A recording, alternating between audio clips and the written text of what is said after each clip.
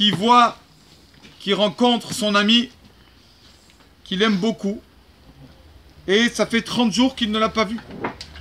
Alors il ressent une joie, d'accord, un vrai ami. On n'a pas beaucoup de vrais amis, mais bon, il a un vrai ami qu'il est vraiment content de le voir, et ça fait 30 jours qu'ils ne sont pas vus. Quand il le verra, il fait la prière, Shechianu. Baruch ata Hashem Kemelech haolam, Shechianu, que vous a fait vivre jusqu'à ce jour-là. Shechianu Kimanu Gianu la Zemanazé. Il fait Shechianu, tellement qu'il est content de le voir. Pareil, c'est son père. Pareil, c'est son père ou son rave, ou un de ses amis, ou son fils, par exemple. Ou sa femme, sa mère, tout ça. Même sa belle-mère. S'il est vraiment content de les voir, il fera le bracha Shechianu avec le nom de Dieu. Même que les aille au téléphone et envoyer des mails ou quoi pendant ces 30 jours. Même, du moment qu'il ne les a pas vus pendant 30 jours, il a encore une beracha Shechianu. Quand tu vois quelqu'un qu'il aime vraiment, qu'il n'a pas vu, ça fait 30 jours. Merci Hachem de nous faire mériter de ces moments, de cette joie-là, de voir quelqu'un qui nous fait du bien de le voir. Aujourd'hui, la Iloula d'un rave qui était en France, à Metz. Il a fini sa vie à Metz. Le rave Shahagat Ari, on l'appelle le rave, là, le rugissement du lion, comme ça on l'appelait. Rabbi Ari Lev Mintz, comme ça on l'appelle ce rave. Ce rave là, il a commencé en Allemagne.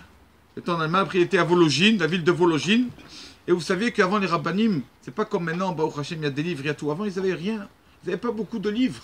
Pour avoir un livre à étudier, c'était du luxe. Et une fois, il y avait une femme de la ville de Vologine là-bas, qui a vu ce rave, le rave Shahagat Ari, ce rave Rabbi Ari Lev, qui cherchait toujours les livres. Elle avait beaucoup d'argent. Elle a demandé à son mari, écoute, j'ai besoin d'un cadeau. Qu'est-ce que tu veux encore comme cadeau?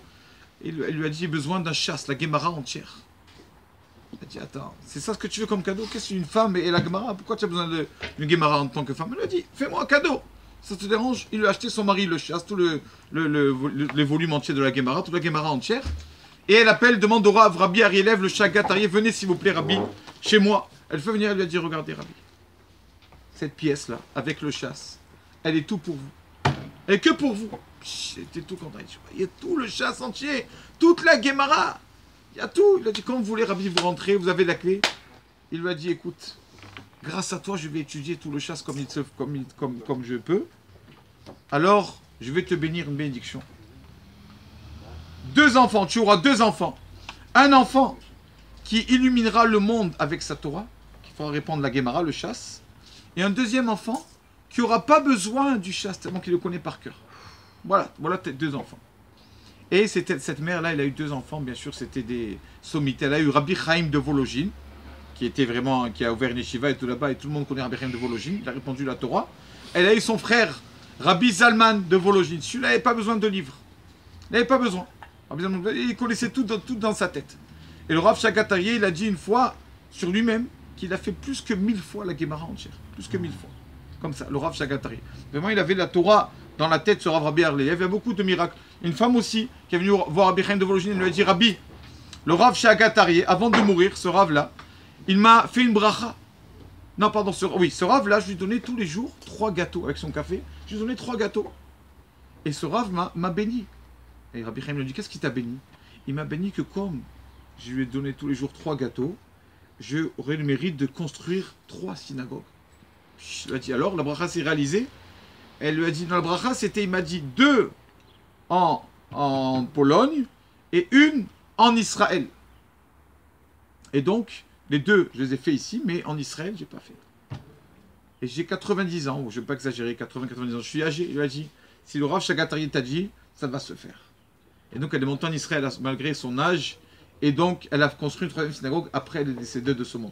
Chaque bracha qu'il faisait, pour montrer à quel point il était ce Rav, d'abord, il était très tranchant, très dur, il n'y avait pas d'hypocrisie chez lui. Il disait tout en face. Il avait peur de personne. Peur de personne. Une fois, pendant son cours, pour montrer ça, comme il était tranchant et comment on l'aimait aussi quand même. Pendant son cours, il faisait un cours devant des sages. Et un des sages, mais non, Rabbi, c'est pas comme ça. Il a commencé à poser des questions pendant le cours du Rav. Le Rav, qu'est-ce qu'il a fait? Parler, pas passer les nerfs. Tu étais dans la Torah, le Rav, il a pris sa chaussure, il l'a jeté dessus.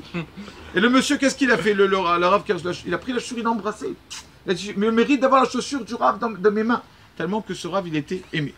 Il a fini sa vie à Metz. Quand il est arrivé à Metz, on a demandé d'être le rabbin de Metz. Il avait 70 ou 90, je ne me rappelle pas. Ou 70 ou 90 ans.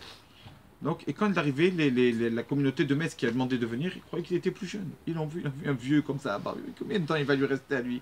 Ils étaient un peu peinés. On va signer un contrat avec lui. Pour combien de temps? Combien il lui reste de temps? Il est tout vieux. Alors il leur a dit, je sais ce que vous pensez. Que vous pensez que quoi? Que je vais bientôt quitter ce monde.